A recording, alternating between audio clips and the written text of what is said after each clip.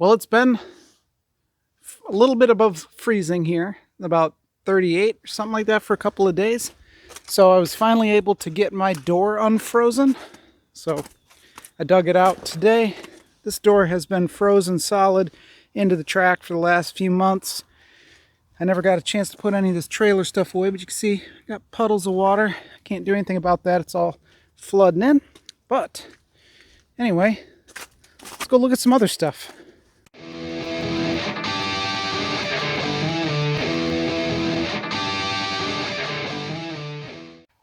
Well, I did manage to make it out to a mold shop, like auction, where they were getting rid of a bunch of tools. So it was kind of sold as lots, like what you get is what you get, and you kind of got like a broad overview, but they didn't list everything that you got. So we're going to look at some of the lots that I bought. It's not much, but you know what I mean? We're going to check out, see what kind of goodies we got with this auction. So still feeling a little bit under the weather. Sorry if I'm kind of raspy and hoarse and whatnot, but we'll do the best that we can. Like I need more junk in this place anyway, but I did get some new stuff. Sorry for my voice, can barely talk. Anyhow, this table was what I was after. So it came with the vise. It's an all steel table with the exception of this little wooden riser on the end. I'll show you that. But it's all steel, 1/2-inch plate steel top. This was a mold shop, and you know, I don't remember if they were moving or getting rid of stuff, whatever it was. So it has this little extension, which I'm going to probably take off. I kind of like the idea of a roll-around table that's heavy steel that, you know, you can kind of push around. Right now, these just aren't cutting it for my needs. They're just too stationary. They take up too much room. I'm out of room, but I want to be able to move a work table around. So I'll take this thing off. This side was basically used for hold downs or holder. So these are the hold down and clamp kit that came with it. So essentially these are like 3/4 inch studs and all the T-slot adapters like that, the nuts. It didn't come with any of the hold down brackets, but they are just a bigger version of those. So that's a clamp kit for just a mill, like, you know, my little mill here. So that would clamp the stuff down to these T-slots in the bed. So I haven't had a chance really to go through much of this stuff, just what I saw. You know, I had to move this stuff. So again, all of these hold downs. It came with just piles of stuff on it. And it was an online auction, so I didn't get to see anything before I bought it. These are a little bit kind of too beefy for my needs. That's a coolant nozzle, adjustable coolant nozzle for the mill or a lathe. And just random various things. So I don't even really know what I'm looking at in here with most of this stuff. Just big old bolts. Pretty cool. Washers. Who knows what this stuff was actually used for, but these are big time heavy duty, awesome, probably grade 10 bolts or something like that. They're nuts. This monster right here, I don't know what it was used for. Looks like they were using it to pound on something, but it'll kind of give you an idea. It's probably 10 pounds straight up. Step blocks. So these work with these hold downs. You put it down there on the ground or on the table. The little bar end has teeth on it. Grab onto that. Use in conjunction with these. I'll show you all that sometime if you want to. Just random things. Don't even know what a lot of this stuff is. Oh, got something I was super excited for. Check these out. Aloris style tool posts for my lathe. So now here's the difference. Get one of these. I think that this is an Aloris style. It's probably not an actual Aloris, but it's a quick change tool post. If any of you have seen the Bobby Succotash lathe video from Mortski Repair, you'll recognize this. So now this is an old style rocker tool post. So it has a wedge underneath right there. And that wedge style little piece there angles the cutter up and down in there, right? So you see what it's like to take it out. You have to reset every time. It's kind of a nightmare to get it on center every single time. So I bought this cheap little Aloris style knockoff piece of junk on Amazon. It's kind of not really accurate in its description. So when it showed up, it's this little tiny dinky thing. And the benefit of these is you have these dovetails on the side and you have these tool holders where you put your cutters inside.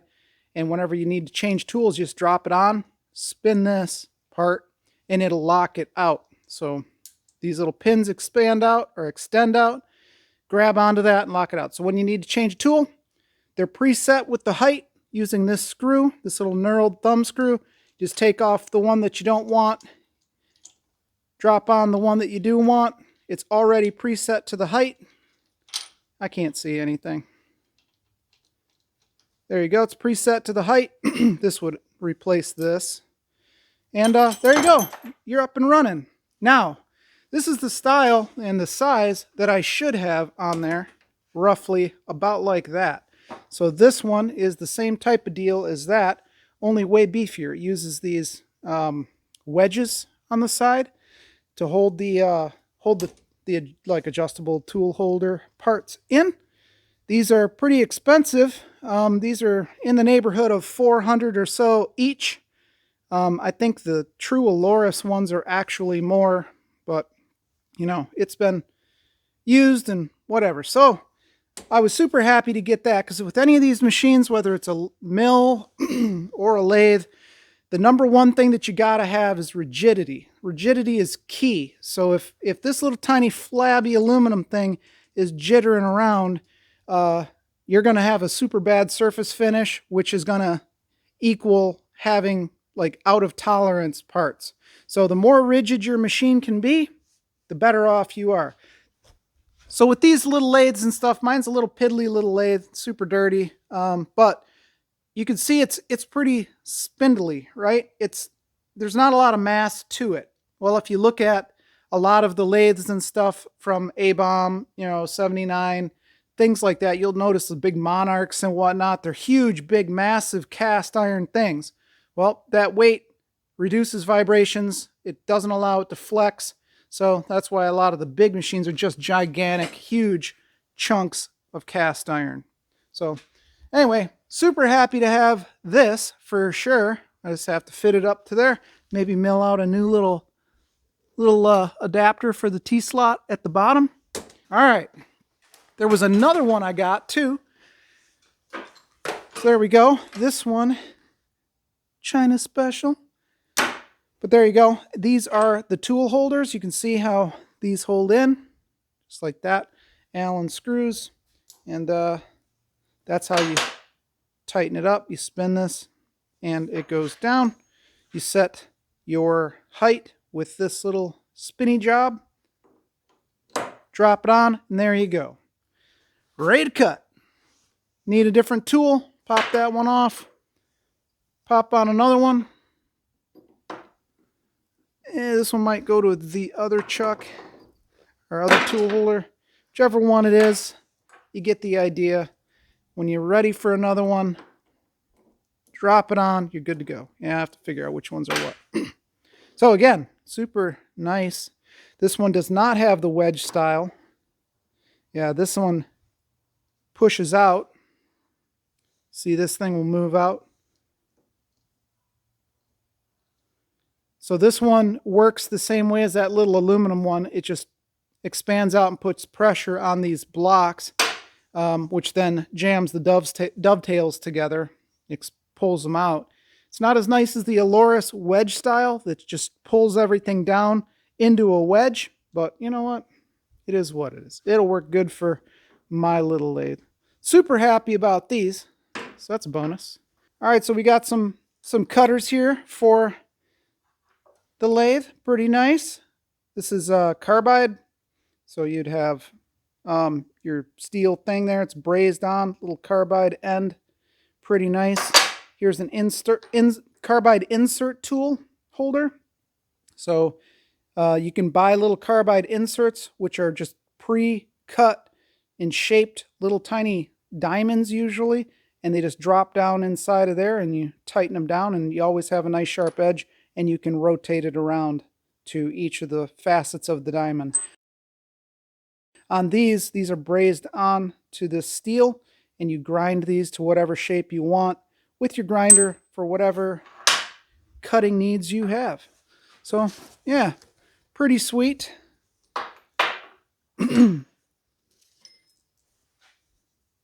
Some little hold down things of some type, not sure. Again, this stuff is as is. You get what you kind of get. Who knows what they used a lot of this for. A lot of times with these shops, you know, they have to make their tooling as they need it, what they need on the fly. So whatever process they were using, you have no idea, you know, what exactly some of these things are. I think that these were temperature probe deals. I don't know, but they are solid brass. Then yeah, this is definitely a temperature probe. So you would run this thing into something. Got a little end on it. Here you go. So you'd probably put a thermocouple on the end, which then would feed up and fish out of one of these holes the wires for it, and then the other one will hold it in. And then you'd feed this thing down into a machine or whatever for temperature stuff. Pretty cool. Milwaukee Cut Off Saw. So this is abrasive cut off saw. Basically like a you know, chop saw, but for steel. I got a bunch of wheels for it here. CGW. Metal and steel. So they did use a lot of hardened pins.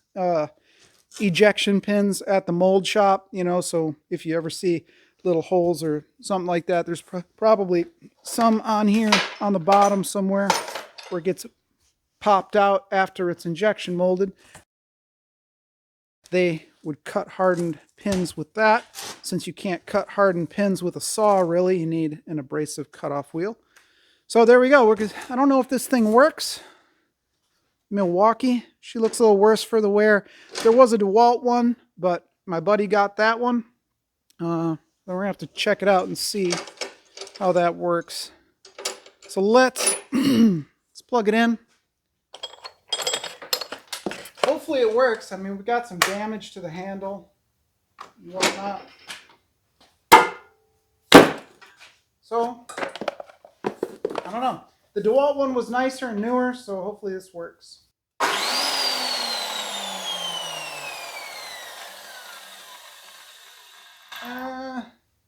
Looks like we got a trigger issue.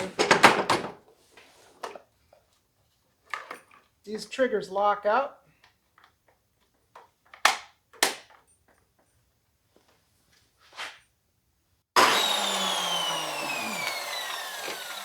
All right then.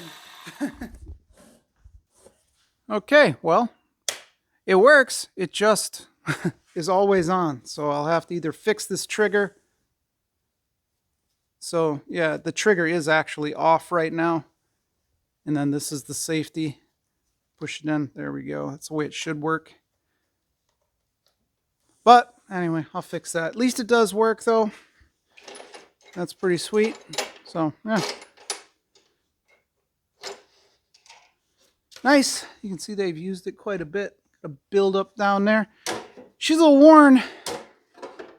But yeah, we're good to go. I think I got these three. Let's see, what's the bottom one?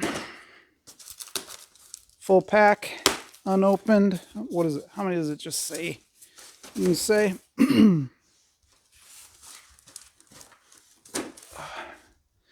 10 pieces. 14-inch, 3 3/32 by 1 inch. So I guess the 1 inch is the arbor. So yep, there we go. So there you go, chop saw, metal and steel. Nice. All right, so next up, stands. These things, I'm not sure exactly what I'm going to use these for right now, but they are awesome, and I could not beat the price. These are all precision ground to a specific, you know, height and tolerance. So all machined cast steel, got handholds in it, like cast right in it, and then probably process welded down the center, and then all trued up to be exact. So I'll bet you if I put these together,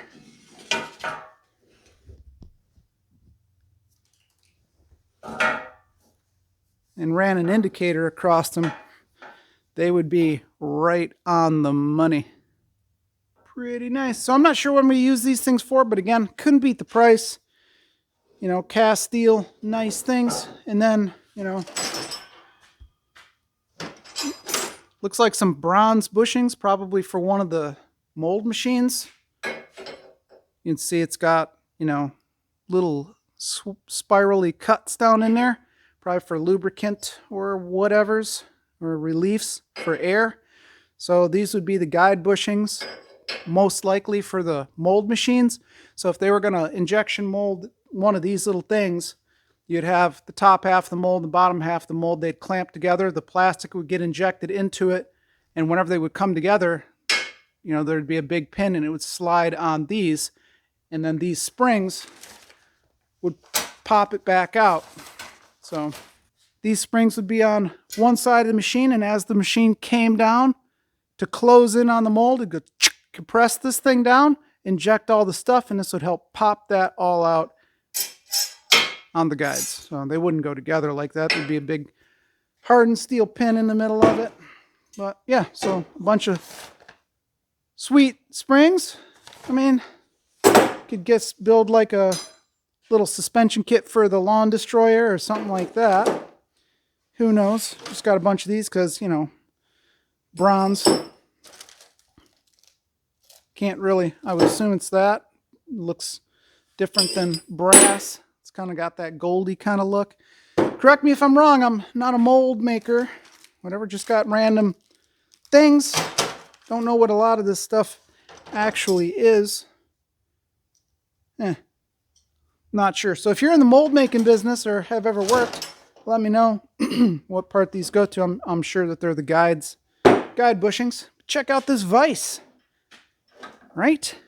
Look at the opening. Look at how big it is. Thing's massive. Let me clamp this thing down. We'll see how big it opens up. I guess we'll take a look at how big these jaws are, how wide they are. 8 and 1/8. 8 and 1/8 wide.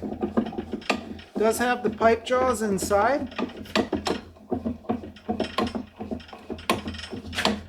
Oh man, Big Daddy.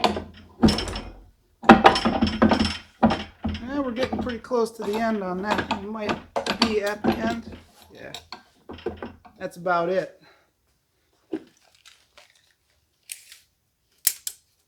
8-inch. So I'd say 8 usable inches on that. Yeah, if I put a longer screw in it, I could probably get a little bit more out of it. So you can see in there, we've run out of lead screw. But I bet if I added a longer screw on it, we could get more. But that's a pretty huge opening right there. 8 inches. So pretty nice. Little anvil on it. Looks like they've been beating the heck out of something. There is no name, so I'm guessing it's an import vise. You know, like this one is a Colombian. There's a date on it somewhere. That thing is ancient, but you know, it's so old that it doesn't have any of the removable jaws, right? So what you see is what you get on this. I guess you break this down and resurface it. I did look this up. This vise here, I don't remember what number it was. 504. There we go. But this vise has been in our family, or associated with somebody in our family rather, since at least I think the 40s, something like that, 30s or 40s. So can't remember exactly. Colombian 504. Check it out. So there's the pipe jaws down in there. Holds pipe. That's nice. I don't have a nice Wilton. You know, I can't find the Wilton bullet vices that rotate or anything. I've been looking for one. They are crazy money, so not going to be getting any of those anytime soon. So this one's going to have to do. Moving on. Not even sure. So you're looking at this stuff basically with me for the first time. These are tool holders. Let me move my camera stand so I don't break one of my discs. These are tool holders. So for massive tools. So this would go in your machine. There's your taper. I don't even know what size taper it is. Some type of big old thing. And then this is where your tool would go. So here we go. We got a ER32 Collet style tool holder. It's holding an end mill, 3/4, 5/8 or something like that. And you know, spring collets hold that in. There are some ER32 or R8 collets, but we will just pick an end mill, one of the biggest ones that I've got. Well, I've got some giant ones. So there's what the spring collets look like, and they crunch down on it. Well, the other ones don't. Let's see. So let's grab one of the bigger end mills that I've got. This is a, what is this, 2-inch?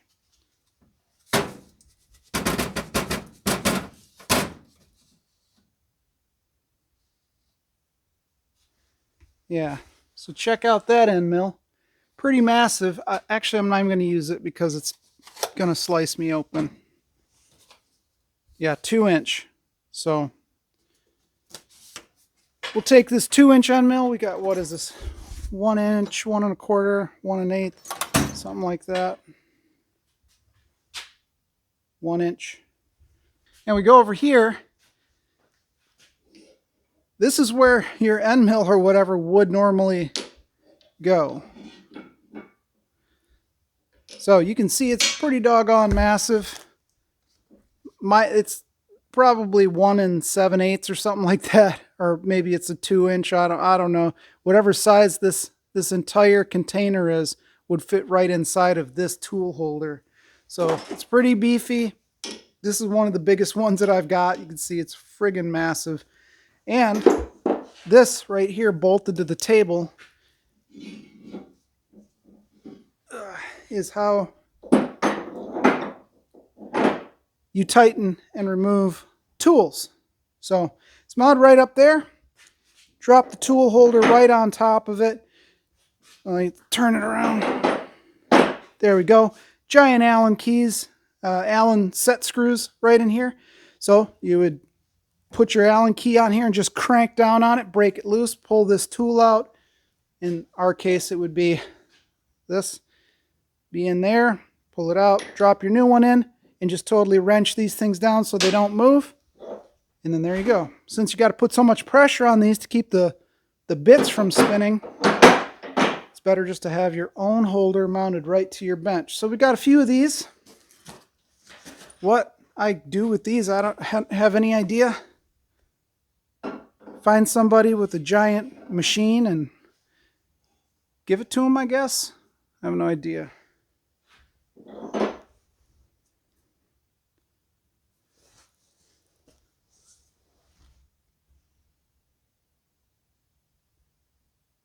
ETM 50 EM 2-inch. There we go, by 5.625. Big dog stuff. Way more than I'll ever use, that's for sure. And then that entire tool holding system would go up into one of these quills, but on one of their giant machines. So, you know, imagine this little tiny one is what I've got for this machine.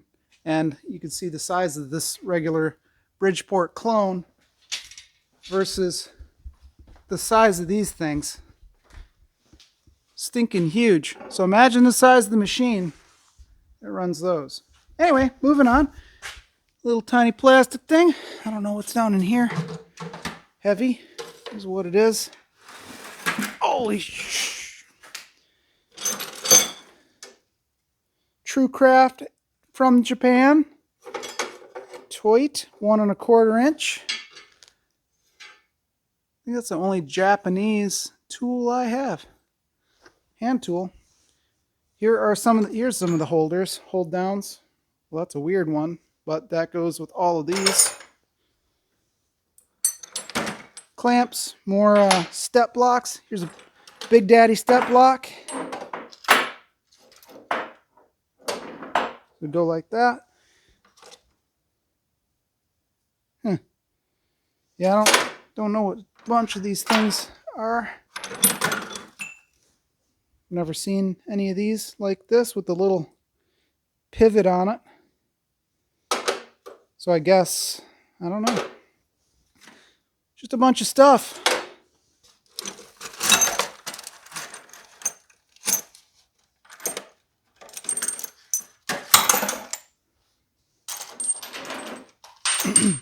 Washers, bolts, more step blocks. So yeah, your T-nut would slide into your machine, you go down, and then one of these, if it has the steps on the side, would drop down over the top. This one, of course, isn't going to work with me. It would drop down over the top, hold that, you crank down a nut on top. That was lucky. And there you go. Bob is your uncle. Precision ground things, steel. Yeah, I don't know what's in here. Oh man, another one? I wonder this thing was so heavy.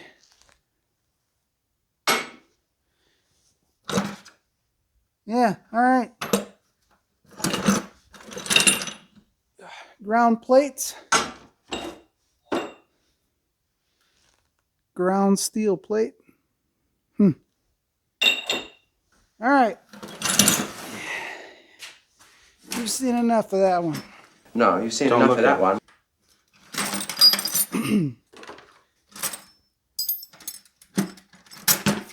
Here's an ejection pin. It's bent, but this would be a small ejection pin. I think usually these are air, like pneumatic pins that punch these out. Pops out all of the plastic stuff. Yeah, I mean, got a lot of brass. It's pretty nice for basically free stuff piled on this table. Just tons of stuff in here. I don't know what these are, but you can never have enough steel or too much steel. It's always nice to have extra steel. Lots of brass. Look at the size of this collar. I have no idea. Ugh. Big old stuff though. Man, that thing, I don't even want to pick it up right now in my weakened state. Doggone, another one? Was this the same one? How many do I got? 4 of them? Jeez. Whew. Yeah. Another one of those. What else I get? Yeah, this thing. I'm not exactly sure what this is. Other than like Thor's hammer. I remember putting it in the truck. It weighs about 45 pounds. So I'm not even going to pick that up right now just to show you. It's a giant, solid chunk of steel. Yeah. Very heavy. But, yeah. There was a magnetic chuck that I was trying to get, but I didn't end up with it. Kind of a bummer. But, kind of is what it is. Let's see. I think that's kind of it.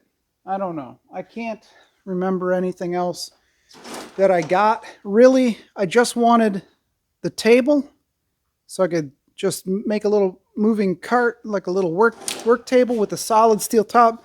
I wanted the vise. And I ended up with this chop saw. So I got an incredibly good deal on the chop saw. I'm not even mad that I've got to put a little bit of work into it. All the rest of this stuff was just kind of part of the deal. Is like, if you want the table, you got to take what's on top of it and under it. Same with a lot of this stuff. The saw came with like a box of stuff. I had to take that. I couldn't pick and choose. Yeah, so kind of the way it is. Oh, and I did buy this stuff, you know. But beyond that, I kind of got what I got. One more thing that I didn't get a chance to show everybody is my new heater for the shop. So what this is a radiant tube heater, an infrared radiant tube heater. This is a reverberate two-stage radiant tube heater. So it takes propane or natural gas, and then there's a big long tube. You've probably seen them. They got big reflectors on them. It'd be kind of like, I don't know, just a big shaded reflector. Kind of just reflects things around. Probably seen these things hanging up in the ceiling at different shops and whatnot. And it is like infrared radiation that heats up the floor and all of the mass inside the shop, as opposed to something like that little, heater right there on my wood burning stove that heats up the air. So these heat up objects and not air. So in a place like this, it's super, gaps everywhere. It's inefficient to heat. It's terrible. I can't do anything with these, sliding barn style doors. There's just gaps everywhere. There's just no way around it without sealing the door off. So that's the way that it goes with those types of doors. And that's why it's inefficient to heat a place like this, an old barn, with forced air heat. These things, I don't exactly know how they generate infrared radiation, but there's a big long baffled tube, 30 feet long. You can get them as long as you want, and it just jets some fire down there. It heats up this thing, and in turn heats up all of your objects. So mass is your friend out here, the floor being one of them. So normally it would take about 6 hours for that little tiny wood burning stove, in conjunction with this doggone poisonous thing, to heat this place up, but the floor and all of your tools were still frozen solid. That will eliminate that problem. And if you want to be a part of the AMA thing, go ahead and ask questions down below or whatever. If not, I'll probably just scrap that whole idea if not a lot of people are interested. It's not really that I think a lot of you guys are going to really be interested in like what's going on here. I was just trying to pass some time while I wasn't feeling well.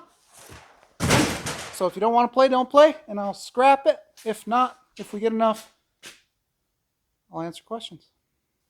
Anywho, that's it. Let me know in the comments what you think. I'm going to get to cleaning out here, and I'll catch you on the next one.